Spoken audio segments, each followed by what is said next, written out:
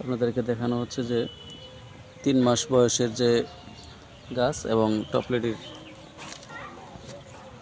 মানে আপাতত মোটামুটি পেকে আসছে এটা দেখানো হচ্ছে। আর গাছের গ্রোথ এবং গাছটা মোটামুটি সুস্থ এটা দেখানো হচ্ছে।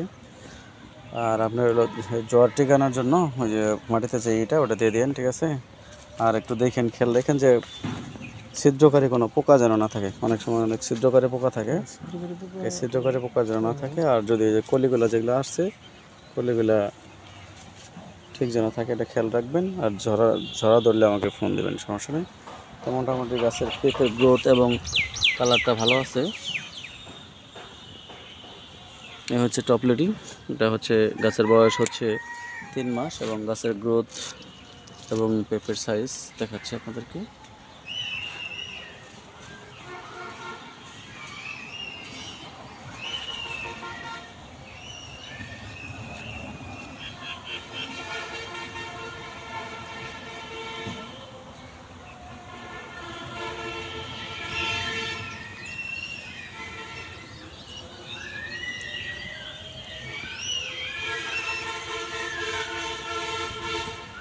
আরেকটা গাছ দেখাচ্ছি ফুল ফল।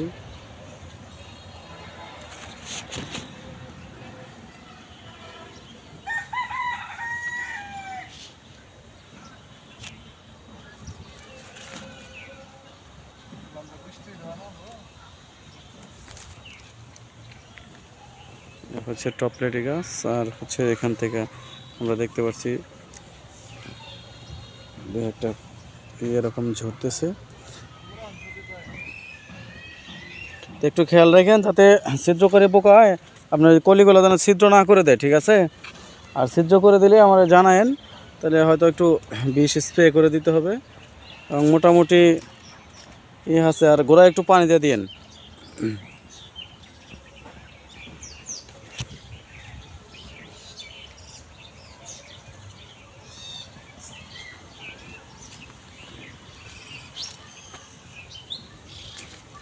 হচ্ছে ফলের সাইজ এবং ফলের ধরন। একটু পানি দিয়ে দিন, ঠিক আছে। পানি একটু আছে তো, পানি দিলে আর এটা একটু হবে, এটা স্পষ্ট হবে। হ্যাঁ, আর উপরে একটু বৃষ্টি হলে আমার জানায় না, উপরে একটা স্প্রে লিখে দেবো না, এটা লিখে দিলে ভালো হবে, সমস্যা নাই। তো পেঁপে কম ধরলে কিন্তু এটা বড় হবে। আর বেশি 3-4টা একত্রে থাকলে কিন্তু দেখা যায় 2-একটা ভাঙিয়ে দিতে হবে, না হলে দেখা যায় যে পেঁপের সাইজটা বড় হবে না। আগে দেখেন, এখন মোটামুটি যেটি আছে সমস্যা নাই। তো দেখেন খালি যেরকম ছোট হয়ে যদি দেখা যায় যে ছিদ্রকারী পোকা থাকে তাহলে একটু ঝামেলা, কারণ অনেক সময় আর যেরকম রৌদ্র মরে গেছে এটা।